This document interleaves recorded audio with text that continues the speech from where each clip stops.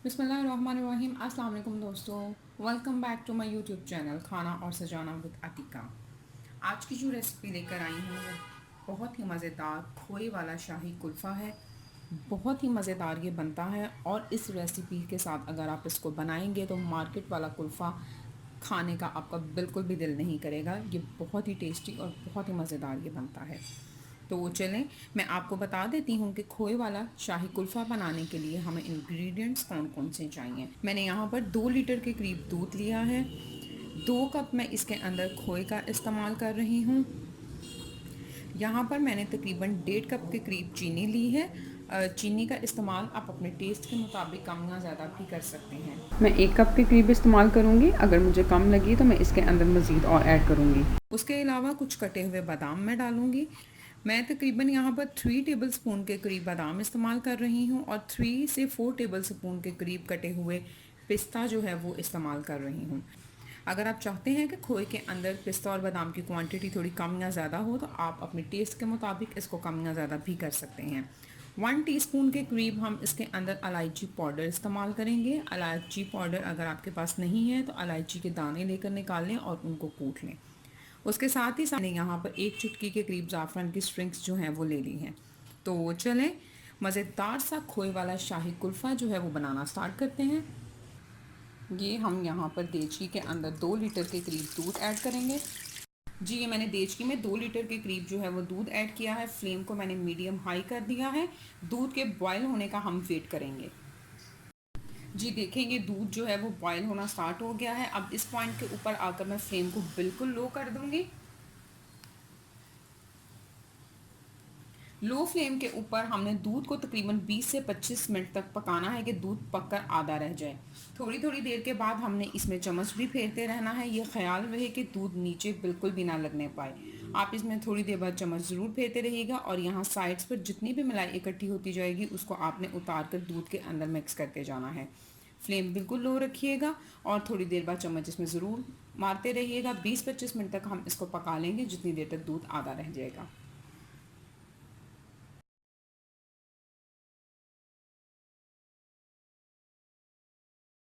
जी, तो ये मैंने तकरीबन 20 मिनट तक दूध को जो है वो पका लिया है। दूध पककर तकरीबन आधा रह चुका है। अब हम इसके अंदर बाकी चीज़ें जो हैं वो ऐड कर देंगे। ये मैं इसके अंदर पिस्ता, इलायची पाउडर, ज़ाफ़रान और बादाम ऐड कर रही हूँ।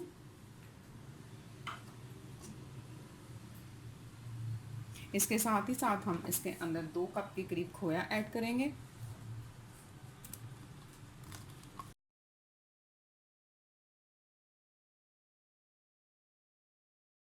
इसको हम अच्छी तरह से मिक्स कर देंगे।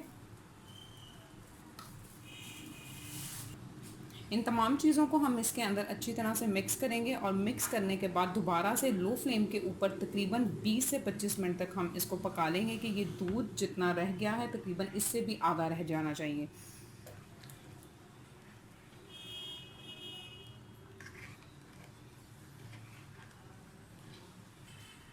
अब दोबारा से हम 20 से 25 मिनट तक इसको लो फ्लेम के ऊपर पका लेंगे। थोड़ी थोड़ी देर के बाद आपने इसमें चम्मच चलाते रहना है ताकि दूध वगैरह नीचे ना लगने पाए।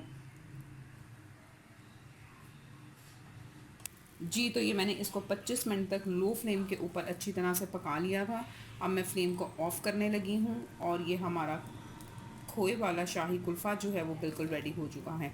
फ्लेम मैंने ऑफ़ कर दी है। 15 से 20 मिनट तक मैं इसको रूम टेम्परेचर के ऊपर ठंडा होने दूँगी। जब ये रूम टेम्परेचर पर ठंडा हो जाएगा तो हम लोग इसको एयर टाइट कंटेनर के अंदर डालकर फ्रीज़ कर देंगे। तो मिलते हैं 15 से 20 मिनट के बाद। जी, तो दोस्तों 20 मिनट तक मैंने इसको रूम टेम्परेचर के ऊपर ठंडा कर लिया था। खोए वाला कुल्फ़ा जो है वो तकरीबन ठंडा हो चुका है। अब हम इसको एयर टाइट कंटेनर के अंदर निकाल लेंगे। ये मैं यहाँ पर एक एयर टाइट कंटेनर ले रही हूँ, इसको मैं इसके अंदर डाल दूँगी। आप इसको ज़रूर ट्राई कीजिएगा, बहुत ही मज़ेदार सा ये कुल्फ़ा बनता है। इसका टेस्ट और फ्लेवर आपको बहुत पसंद आएगा। इसके साथ ही साथ अगर आप मेरे चैनल पर नए हैं तो kindly subscribe to my channel और बेल बटन दबाना बिल्कुल मत भूलिएगा ताकि मेरी आने वाली हर नई रेसिपी सबसे पहले आप तक पहुँचे। रेसिपी अच्छी लगेगी तो इसको लाइक शेयर और कमेंट ज़रूर कीजिएगा। जी, तो ये मैंने खोए वाला कुल्फ़ा जो है इस कंटेनर के अंदर निकाल लिया है। अब मैं इसके ऊपर अल्मुनियम फॉइल दूँगी।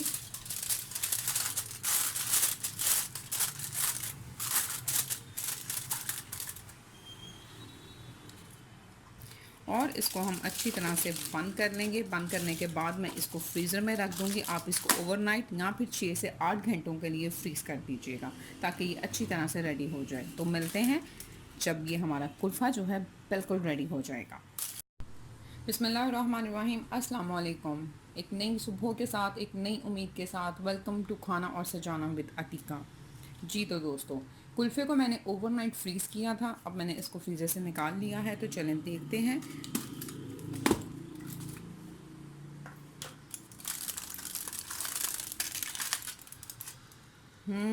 तो आप देख सकते हैं कि ये बहुत ही अच्छे तरीके से जो है वो रेडी हो चुका है।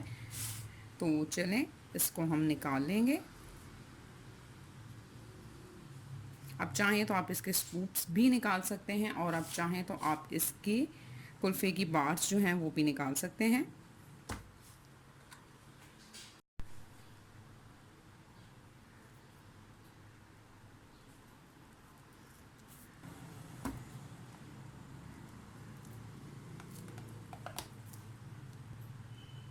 ये देखें, आप देख सकते हैं कि ये बहुत ही अच्छे से फ्रीज़ हो चुका है।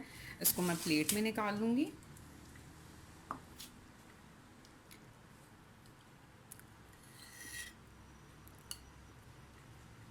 इसको मैंने प्लेट में निकाल लिया है। इसके हम स्लाइस कर लेंगे और मैं आपको टेस्ट करके बताऊंगी कि ये कैसा बना है। बहुत अच्छे से ये फ्रीज़ हो चुका हुआ है। तो चले मैं आपको ट्राई करके बताती हूँ कि ये कैसा बना है।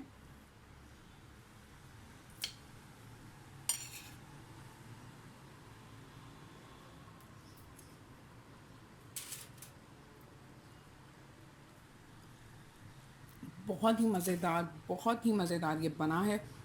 खोए वाला कुल्फ़ा, पिस्ता बादामी कुल्फ़ा, पिस्ते बादामी का फ्लेवर बहुत ही मज़ेदार आ रहा है। आप इसको ज़रूर ट्राई कीजिएगा। इसको ट्राई करने के बाद आप बाज़ार से कुल्फ़ा खाना बिल्कुल भूल जाएंगे। अपना बहुत सारा ख्याल रखिएगा। फिर मिलूँगी इंशाल्लाह एक नई और मज़ेदार सी रेसिपी के साथ। तब तक के लिए thank you very much and अल्लाह हाफिज़।